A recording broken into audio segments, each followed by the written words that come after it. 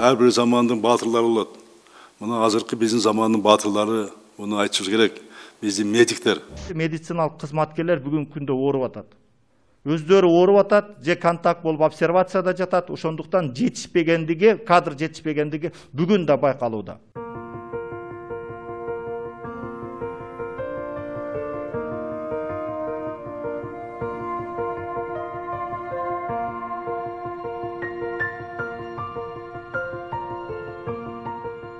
Үйдө эле отуруп консультация берип атабыз, бирок ошол максатыбыз келип мындай неме болуп стационарлар ачылган болсо ошол жакта иштей жардам берели дегенбиз.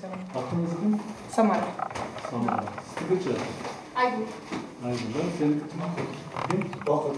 Бакыт. Темирова. Мен чынын айтайын, силерди угууга аябай сүйүндүм. Мына биринчи ыктыярчылар болуп өзүм иштеп берейин деген силер келдиңер да. Мен ушуну күтүп аткан элем да. Качан бир ак халатчан үйдө отурган врачтар болсо, жаңы бүтүрүүчүлөр,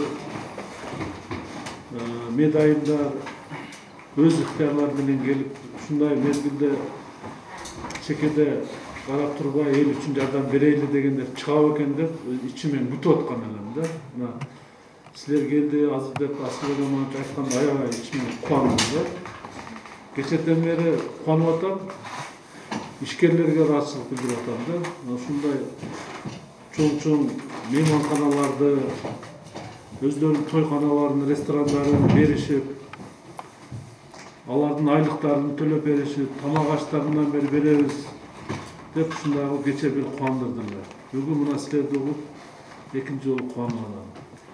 Мына чоң ыраазычылык билдирем. Шаардын элинин атынан, шаардык мэриянын атынан ушундай оор кыйын мезгилдерде мына билим алып,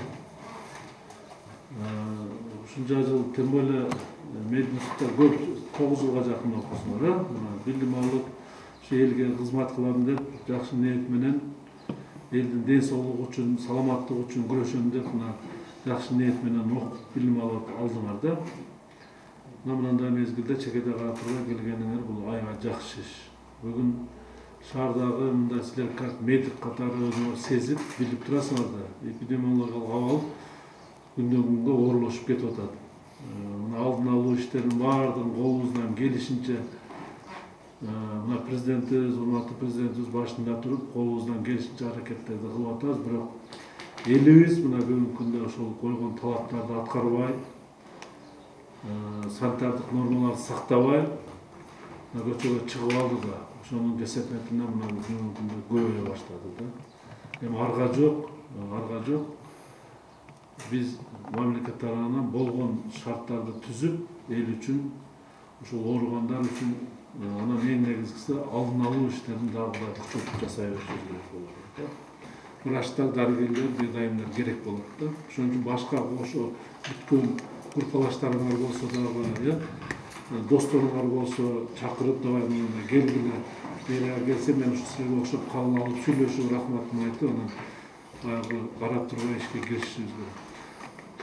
Макул, мына өзүбүз баардык балдарды тизмелеп, ушуларга жакшы анан эң негизгиси өзүңөрдү өтө этият кылып карап, баягы коргоочу кийимди бир дагы жерге баспагыла отурбу. Мына бизде азыр жетиштүү, мына коргоочу кийимдер баардыгы жетиштүү. Ошон үчүн толук мына өзүңөрдүн ден соолугуңарга карагыла. Мына көпчүлүк бизде өкүндөргөнү, бүгүнкү ушу илдет менен күрөшүп атып, мына ак халатчандардын ооруп калганы бул бизди баягы двойной кыжалат кылып коюп атат да.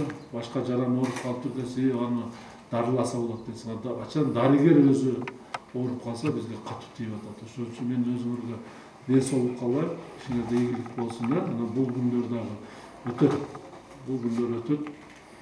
Жакшы күндөр келет, Кудай буйрса. Жакшы сөздөрдү айта турган, муну артыбызда тууган уругубуз турат, бала чакабыз турат, эли журтубуз турат. Ошон үчүн жакшы иштеп бергиле. Макул, чоң ыраазычылык билдиребиз.